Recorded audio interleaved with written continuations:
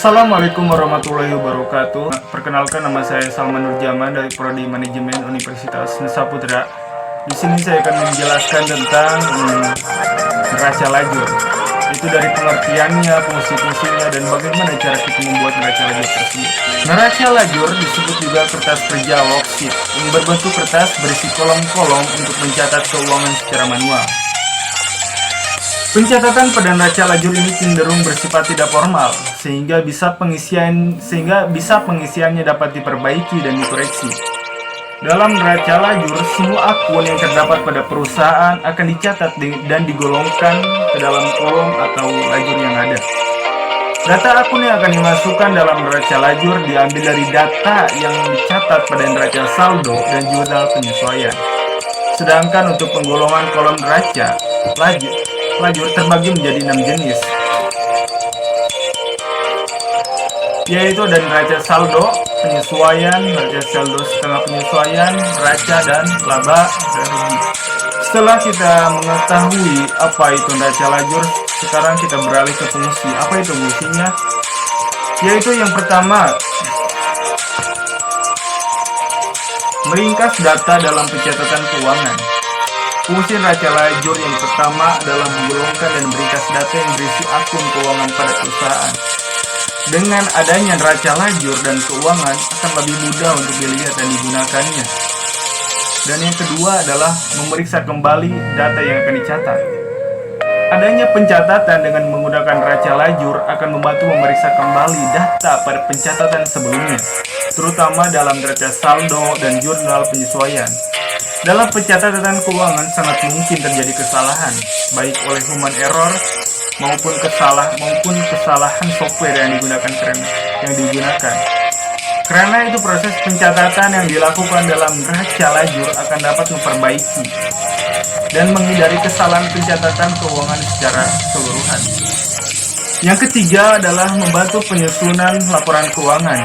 Seperti yang telah diulas pada bagian sebelumnya, pencatatan dalam neraca lajur akan membantu dalam proses pembuatan laporan keuangan.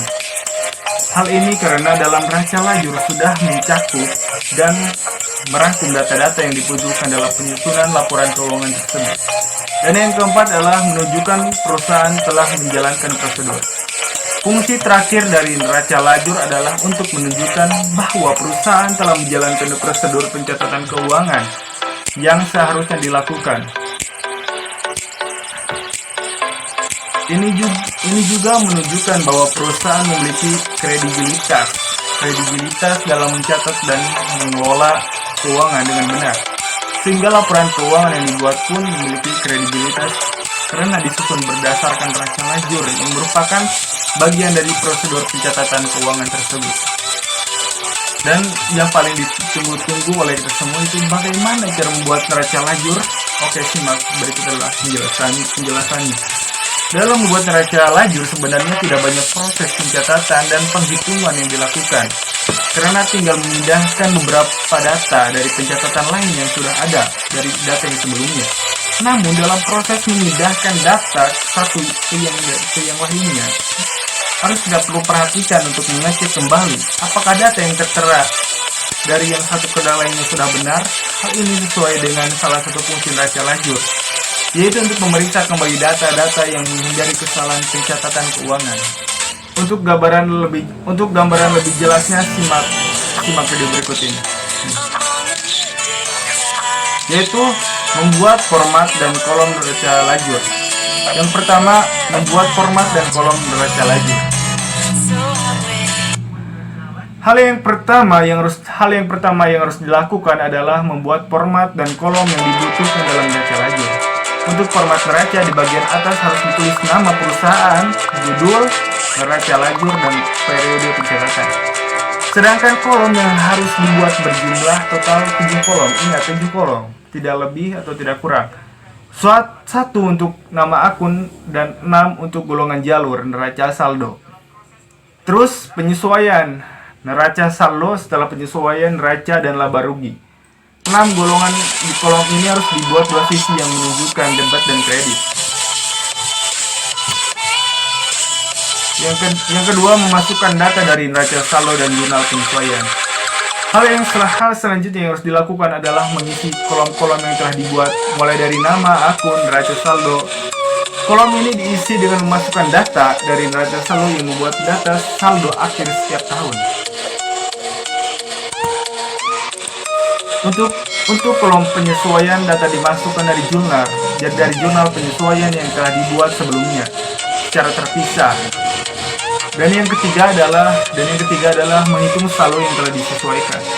Setelah data pada kolom neraca saldo dan penyesuaian terisi, selanjutnya kita perlu menghitung saldo pada akun yang mengalami penyesuaian. Perhitungan ini dilakukan dengan menambahkan atau mengurangi saldo dalam kolom neraca saldo dengan saldo dalam kolom penyesuaian tersebut. Saldo yang telah dihitung dan disesuaikan kemudian diletakkan dalam kolom neraca saldo setelah penyesuaian. Isi saldo dalam kolom ini juga akan dipindahkan untuk mengisi kolom neraca tanpa melakukan perubahan apapun dari kolom tersebut. Dan yang keempat adalah mengisi dan menghitung kolom laba rugi. Untuk mengisi kolom laba rugi, data yang dimasukkan berasal dari kolom sebelumnya, yaitu neraca. Namun tidak semua data yang dipindahkan hanya dari akun pendapatan dan beban-beban saja. Data ini yang kemudian dihitung untuk mendapatkan saldo, laba atau rugi perusahaan.